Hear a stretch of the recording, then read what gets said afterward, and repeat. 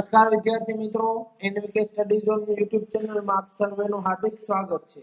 આજે આપણે એનએમએસ પરીક્ષાની જે સિરીઝ ચાલી રહી છે જેમાં વિજ્ઞાનના 30 પ્રશ્ન પૂછાય છે, તો તેમાં ધોરણ 8 નું પહેલું ચેપ્ટર પાક ઉત્પાદન અને વ્યવસ્થાપનના જેટલા પણ આઈએમપી પ્રશ્નો છે તેનું સોલ્યુશન અને તેના વિશે ચર્ચા આપણે આજના લેક્ચરમાં કરશું। પહેલો પ્રશ્ન, નીચેના પૈકી કયો ખરીફ પાક છે? ખરીફ પાક એટલે મિત્રો જે ચોમાસાની ઋતુમાં થતો હોય એને ખરીફ પાક કહેવાય, ઉનાળાની ઋતુમાં થતો હોય એને રવિ પાક કહેવાય, અને જે બી શિયાળામાં થતો હોય એને રવિ પાક અને ઉનાળામાં થતો હોય એને જાયદ પાક કહેવાય છે। તો આપણે પૂછ્યો છે ખરીફ પાક એટલે કે ચોમાસામાં કયો થાય, તો કે આપણે સૌને ખબર છે જે ખેતી કરતા હશે ને સૌથી વધારે આ ચેપ્ટરમાં મજા આવશે, અથવા તો જે બી ખેડૂતના પુત્ર હશે અથવા તો ગામડામાં રહેતા હશે એને વધારે ખબર પડશે। મગફળી છે ચોમાસામાં વાવવામાં આવે અને પાક પણ ચોમાસામાં જ પૂરું થતા લણણી કરવામાં આવે છે, એટલે કે મગફળી છે ખરીફ પાક છે। બીજો પ્રશ્ન, નીચેના પૈકી કયો રવિ પાક છે? રવિ પાક એટલે શિયાળામાં થતો પાક, શિયાળામાં થતો હોય સોયાબીન, ડાંગર, ચણા કે મકાઈ। તો મિત્રો ચણા છે શિયાળામાં થાય છે એટલે કે ચણા છે એ રવિ પાકનું ઉદાહરણ છે।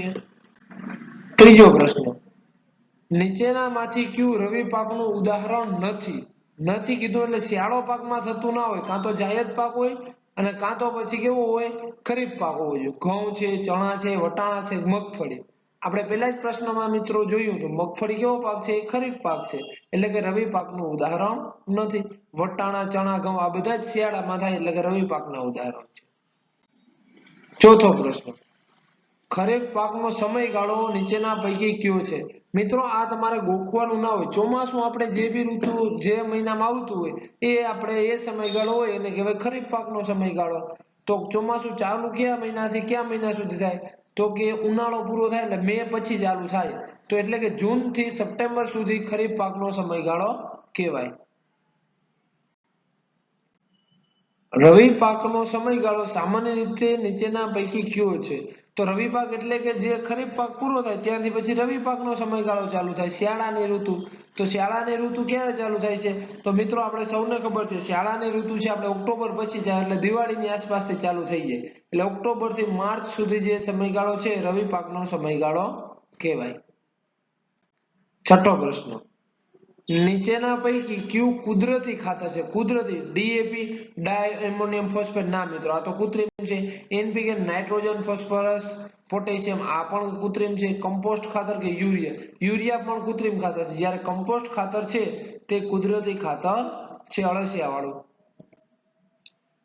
નીચેના પૈકી કયું કૃત્રિમ ખાતર છે? જો મિત્રો કૃત્રિમ આવ્યું, છાણિયું ખાતર તો આપણે જે કુદરતી જ રીતે આપણે પ્રાપ્ત થાય છે, યુરિયા છે, આ યુરિયા છે કેવું છે મિત્રો? કૃત્રિમ ખાતર છે, એટલે કે ઓપ્શન બી આપણો થશે સાચો જવાબ।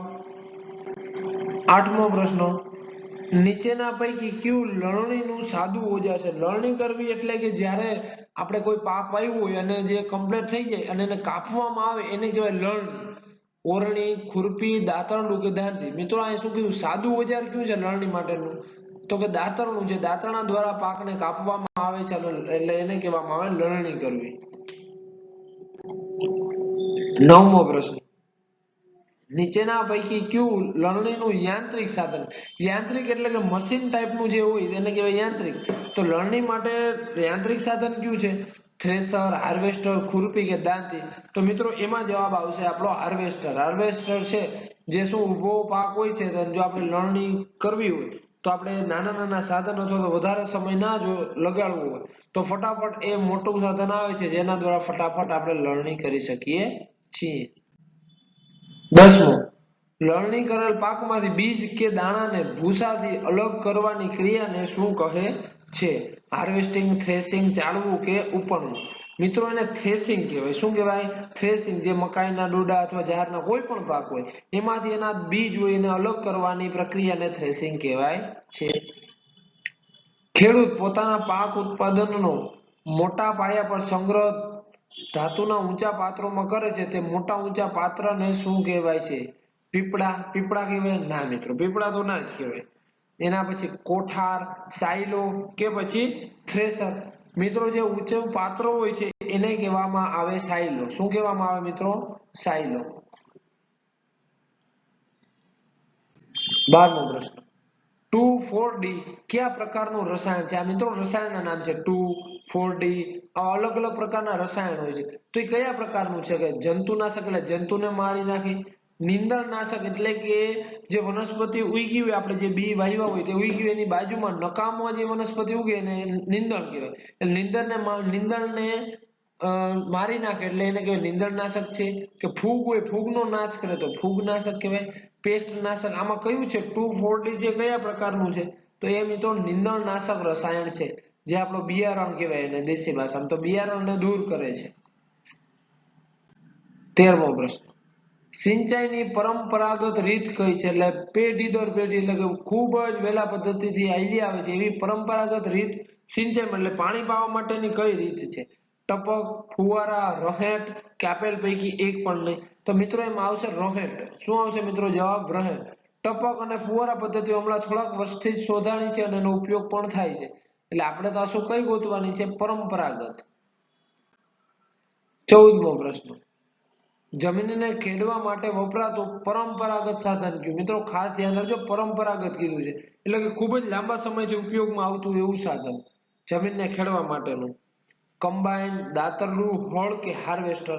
મિત્રો તમે પણ જોયું હશે તમારા ઘરે કે તમારે આજુબાજુમાં કે કોઈ પણ વખતે ગામડે જાવ ત્યારે હળ દ્વારા જમીનને ખેડવામાં આવે છે, પરંપરાગત થાય છે.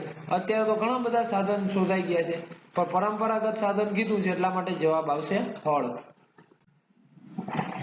ખેતરની જમીનને સમથળ એટલે કે એક જ સરખી એક જ સપાટીમાં કરવા તથા માટીના ઢેફા ભાંગવા કયું સાધન વપરાય છે? એટલે કે સાધન આપણે ગોતવાનું છે. તેમાં દાંતી, હળ, પાવડો કે સમાર? સમારનું કામ છે મિત્રો જમીનને સમતળ કરવી, એટલે કે કોઈ જગ્યાએ ઢેફા વધારે હોય, કોઈ જગ્યાએ ઊંચું હોય, કોઈ જગ્યાએ નીચું હોય, તો સમાર રાખવામાં આવે જેથી કરીને બધી જ જમીન કેવી થઈ જાય? સરખી સમતલ થઈ જાય.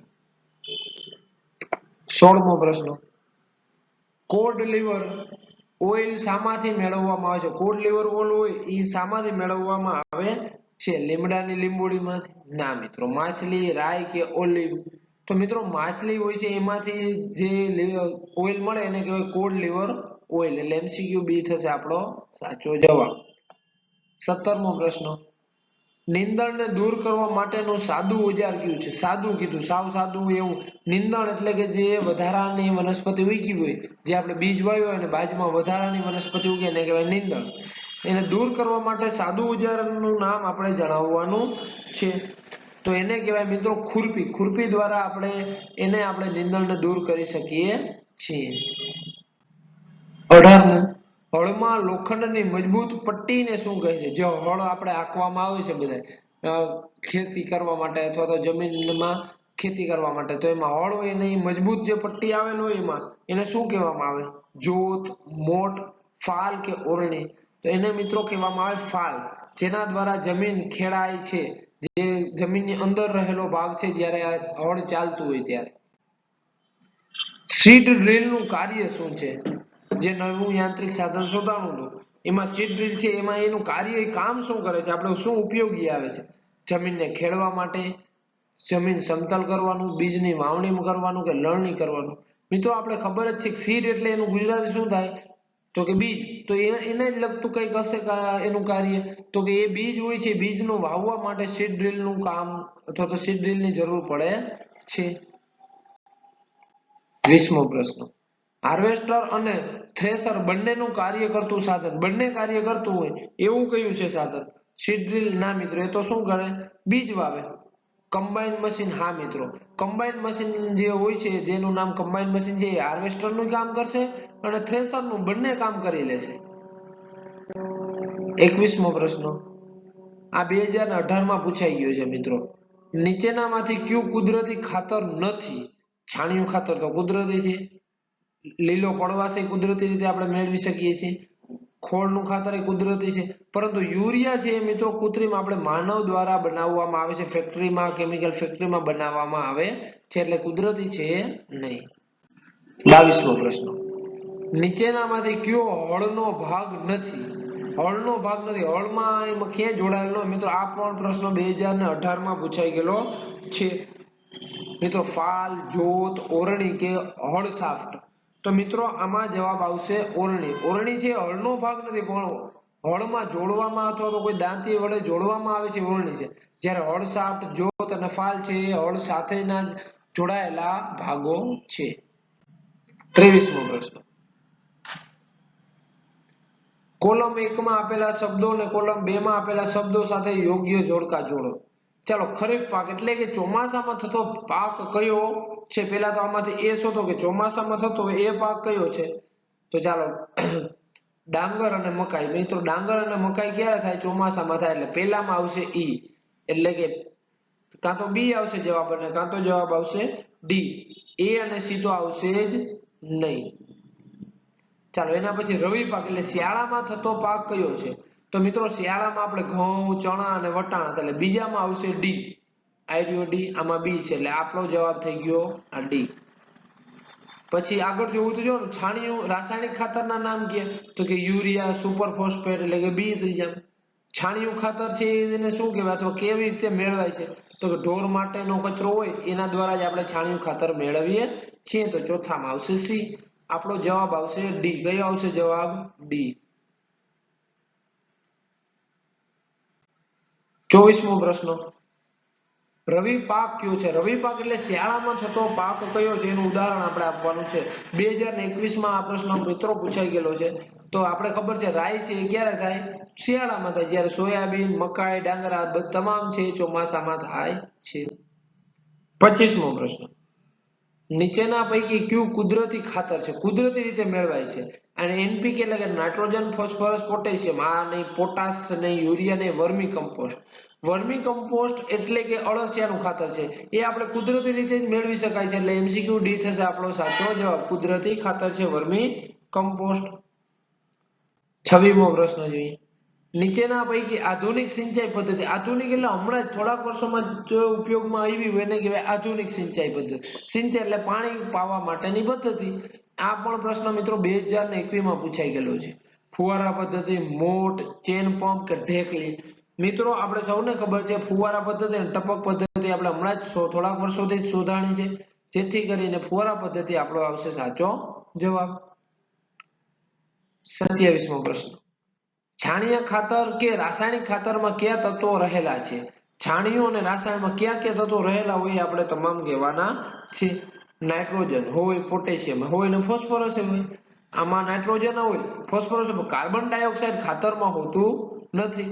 Oxygen, sodium, potassium, oxygen, sodium ના મિત્રો. શું શું હોય? નાઇટ્રોજન, પોટેશિયમ અને ફોસ્ફરસ. આટલા તત્વો છાણિયું ખાતર કયો કે રાસાયણિક ખાતર કયો, આટલા તત્વો તો રહેલા જ હોય. 28મો પ્રશ્ન. નીચેનામાંથી ખરીફ પાક. ખરીફ પાક એટલે કે ચોમાસામાં થતો પાક આપણે કહેવાનો છે. હવે મિત્રો સૌને આવડવું જોઈએ. આ આપણે આગળના પ્રશ્નમાં આવી ગયું છે. ડાંગર છે ચોમાસામાં થાય છે. ઘઉં, ચણા, વટાણા બધું ક્યારે થાય? શિયાળામાં થતું હોય. 29મો પ્રશ્ન. નીચે આપેલા પગલાને યોગ્ય ક્રમમાં ગોઠવો. સિંચાઈ એટલે કે કોઈ પણ પાક આપણે જ્યારે ઉગાડવું હોય તો સૌથી પહેલા આપણે શું કરશું? એને આપણે ક્રમમાં ગોઠવવાના છે. પહેલા સિંચાઈ કરશું, પહેલા સંગ્રહ કરશું, રોપણી કરશું, નિંદણથી રક્ષણ કરશું કે લણણી કરશું? તો આમાં કયું આવશે પહેલું, કયું બીજું, કયું ત્રીજું એ આપણે જોવાનું છે. તો મિત્રો સૌથી પહેલા તો આપણે શું કરશું? યોગ્ય ક્રમમાં ગોઠવવાના મિત્રો. સૌથી પહેલા આપણે કયો કરશું? સંગ્રહ કરી લેવું પહેલા કે રોપણી પહેલા કરશું કે શું કરશું? તો મિત્રો સૌથી પહેલા તો આપણે કરશું રોપણી, એટલે બીજને વાવીશું. તો એમસીક્યુ 3 છે પહેલામાં આવવો જોઈએ, એટલે આવી ગયો બી. એના પછી રોપણી થઈ ગયા પછી આપણે એને પાણી આપવું પડે, એટલે એને સિંચાઈ કરવી પડે. એટલે બીજું હું જે પહેલા 3 આવે પછી 1 આવે. 3 1 આવી ગયો. જેવી આપણે સિંચાઈ એટલે કે પાણી પાછું એટલે આપણે બીજ તો ઉગશે, સાથે સાથે શું ઉગશે? નીંદણ પણ ઉગશે, એટલે કે વધારાની વનસ્પતિ પણ ઉગશે. એટલે એને આપણે દૂર કરવી પડશે, એટલે એને કહેવાય નીંદણથી રક્ષણ આપવું પડશે. એને નીંદણને દૂર કરવું પડશે, એટલે એમસીક્યુ ચોથો. એટલે આ બીજું એના પછી ચોથો. હવે જેવું નીંદણ દૂર કરશું પછી આપણે થોડોક સમય થાય એટલે પાકી જશે, એટલે આપણે લેવા જેવો થઈ જશે, એટલે એને કહેવાય મિત્રો લણણી. તો એના પછીનું કાર્ય આવશે લણણીનું 5 એના પછી. અને છેલ્લે આપણે પાક આવી જાય પછી એને રાખવો, વ્યવસ્થાપન કરવું અથવા ક્યાંક સંગ્રહ કરવો, તો છેલ્લે આવશે સંગ્રહ. છેલ્લે આવશે 2. એટલે એમસીક્યુ બી થઈ ગયો આપણો સાચો જવાબ. તો મિત્રો અહીં આપણે ધોરણ 8 નું પહેલા ચેપ્ટરના તમામ MCQ આપણે જોયા જેટલા પણ IMP હતા. હવે આપણે આના પછીના વિડીયોમાં ચેપ્ટર નંબર 2 આપણે સૂક્ષ્મજીવો વાળું જે શત્રુ અને સૂક્ષ્મજીવો મિત્ર અને શત્રુ આપણે આના પછીના વિડીયોમાં ચર્ચા કરશું. જો તમે ચેનલમાં નવા હો તો ચેનલને જરૂરથી લાઈક, શેર અને સબસ્ક્રાઇબ કરજો. અને જો તમે આપણા WhatsApp ગ્રુપમાં જોડાવા માંગતા હો તો WhatsApp નંબર 7862884436 આ નંબર ઉપર મેસેજ NMMS લખી અને મેસેજ કરી દેજો જેથી તમને અમે ગ્રુપમાં એડ કરી દઈશું. Thank you.